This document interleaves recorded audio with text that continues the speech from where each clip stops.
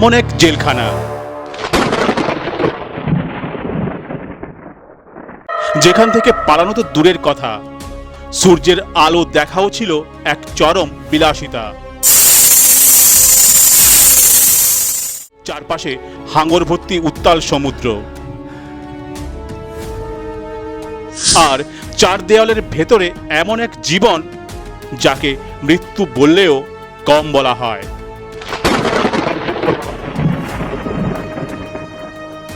আজ আমরা প্রবেশ করব সেই অন্ধকারে, যার নাম শুনলে আজও শিউরে ওঠে ইতিহাস, কালাপানি।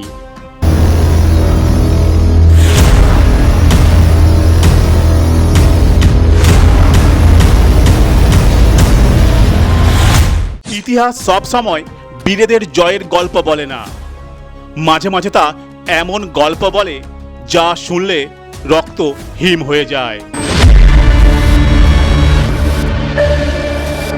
যেখানে আমাদের স্বাধীনতা সংগ্রামীদের প্রতিটা মুহূর্ত ছিল এক একটা মৃত্যুর সমান।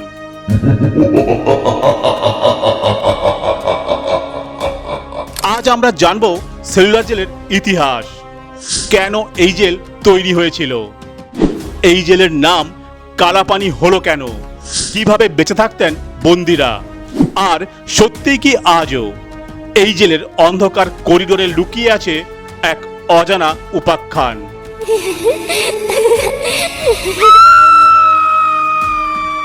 ভিডিওটা শেষ পর্যন্ত দেখুন, কারণ শেষের দিকে এমন কিছু ঐতিহাসিক তথ্য জানবেন যা আপনি আগে শোনেননি। চলুন শুরু করি ইতিহাসের সেই অন্ধকারময় অধ্যায়।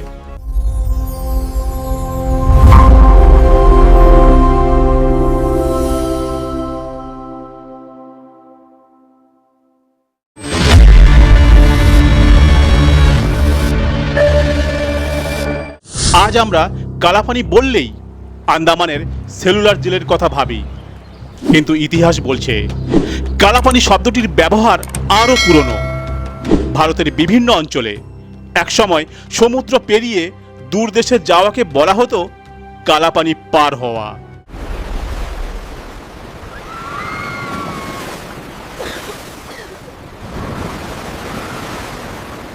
অনেক সমাজে বিশ্বাস ছিল সমুদ্র পেরোলে সামাজিক মর্যাদা বা জাতিগত পরিচয় নষ্ট হতে পারে। কিন্তু প্রশ্ন হলো, ব্রিটিশদের তো সারা ভারত জুড়ে অসংখ্য জেলখানা ছিল, তাহলে এত দূরে একটি নির্জন দ্বীপে কেন একটি কারাগার তৈরি করার প্রয়োজন পড়ল? উত্তর লুকিয়ে আছে এর নির্মাণ শৈলীতে।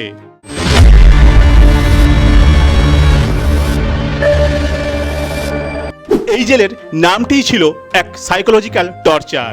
জেরামি বেনথামের প্যান পটিকন মডেলের এই জেলে ছিল 7টি শাখা, ঠিক যেন অক্টোপাস, আর ঠিক মাঝখানে ছিল একটি বিশাল সেন্ট্রাল টাওয়ার, যেখান থেকে প্রহরীরা সবার ওপরে নজর রাখত।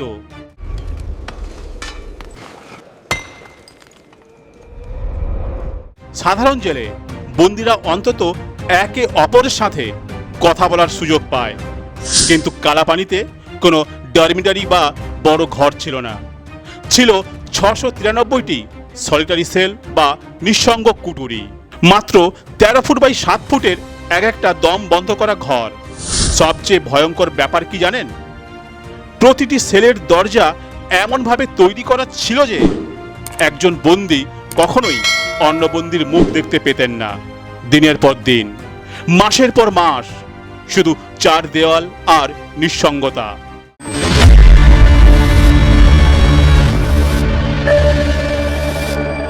সেলুলার জেলের ত্রাস ছিল জেলার ডেভিড ব্যারি। তার নির্দেশে বন্দীদের দিয়ে করানো হতো অমানসিক পরিশ্রম। সবচেয়ে ভয়ঙ্কর ছিল কলহু বা তেলের ঘানি ঘোরানো। কল্পনা করুন, একজন স্বাধীনতা সংগ্রামীকে গরুর বদলে তেলের ঘানিতে জুড়ে দেওয়া হয়েছে।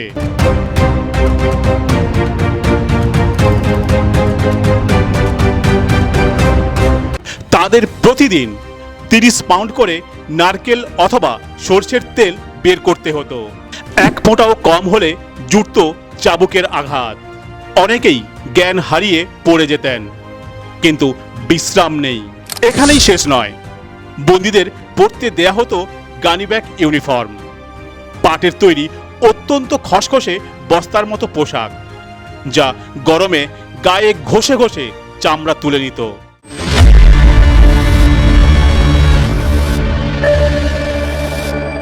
উনিশশো সালে সেলুলার জেলে শুরু হয় এক ঐতিহাসিক অনশন। বন্দীদের দাবি ছিল খুবই সাধারণ: মানুষ হিসেবে ন্যূনতম মর্যাদা, উন্নত খাবার, চিঠিপত্র পাওয়ার সুযোগ, বই পড়ার অনুমতি, অমানবিক আচরণের অবসান। তারা অস্ত্র ধরেননি, তারা নিজেদের শরীরকে বেছে নিয়েছিলেন প্রতিবাদের ভাষা হিসেবে। কিন্তু ব্রিটিশ প্রশাসন কি তাদের দাবি মেনে নিয়েছিল? না, বরং শুরু হয়েছিল আর এক অমানবিক অত্যাচারের অধ্যায়। অনশনরত বন্দীদের জোর করে খাওয়ানোর সিদ্ধান্ত নেয় প্রশাসন। রবারের নল নাক বা গলা দিয়ে ঢুকিয়ে তরল খাদ্য দেওয়ার চেষ্টা করা হয়, কিন্তু এই প্রক্রিয়া ছিল অত্যন্ত ঝুঁকিপূর্ণ। নল ভুল জায়গায় চলে গিয়ে খাদ্য ফুসফুসে ঢুকে মারাত্মক জটিলতা তৈরি করত। ঠিক সেটাই ঘটেছিল কয়েকজন বন্দীর ক্ষেত্রে। এই অনশনের সময় প্রাণ হারান 3 জন বিপ্লবী: মহাবীর সিং, মোহিত মিত্র এবং মোহন কিশোর নামদাস। তাদের মৃত্যু ভারতের স্বাধীনতা আন্দোলনে গভীর আলোড়ন সৃষ্টি করেছিল।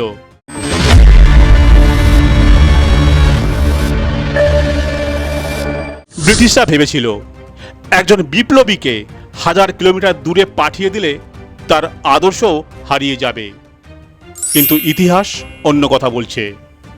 সেলুলার জেলের অন্ধকার কুঠুরি মানুষের শরীরকে বন্দী করতে পেরেছিল, কিন্তু স্বাধীনতার স্বপ্নকে নয়।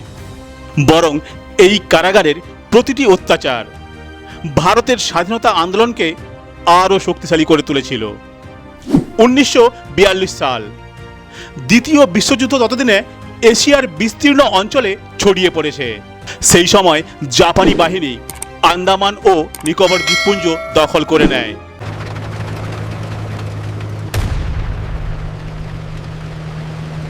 শুরু হয় এক নতুন শাসন। তবে সাধারণ মানুষের জীবন খুব সহজ হয়ে যায়নি।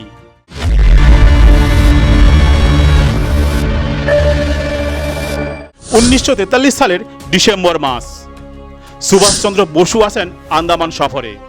তিনি আজাদ হিন্দ সরকারের প্রধান হিসেবে এই সফর করেন। 30 ডিসেম্বর 1943-এ পোর্ট ব্লেয়ারে ভারতের জাতীয় পতাকা উত্তোলন করেন। এই ঘটনাকে অনেকেই ভারতের স্বাধীনতার প্রতীকী মাইলফলক হিসেবে দেখেন।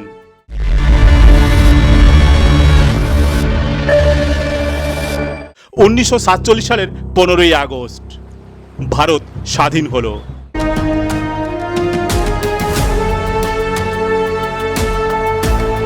যে কারাগার একসময় স্বাধীনতার স্বপ্নকে বন্দী করার প্রতীক ছিল, সেই কারাগারই স্বাধীন ভারতের ইতিহাসের এক অমূল্য সাক্ষী হয়ে রইল। 1979 সালে ভারত সরকার সেলুলার জেলকে জাতীয় স্মৃতিসৌধ হিসেবে ঘোষণা করে।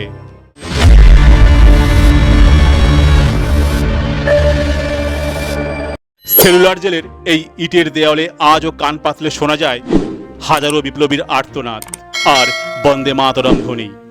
বাসুকেশ্বর দত্ত, বিনায়ক দামোদর সাভারকর, উল্লাস কর দত্ত থেকে শুরু করে অসংখ্য নাম না জানা বীরেরা নিজেদের বর্তমানকে নিঃশব্দে উৎসর্গ করেছিল আমাদের ভবিষ্যতের জন্য। কালাপানি শুধু একটি জেল ছিল না, এটি ছিল ভারতীয় স্বাধীনতার এক রক্তাক্ত বেদী। এই বীরেদের আত্মদান আমরা যেন কখনো ভুলে না যাই, যাদের আত্মত্যাগের উপর দাঁড়িয়ে আজকের স্বাধীন ভারত।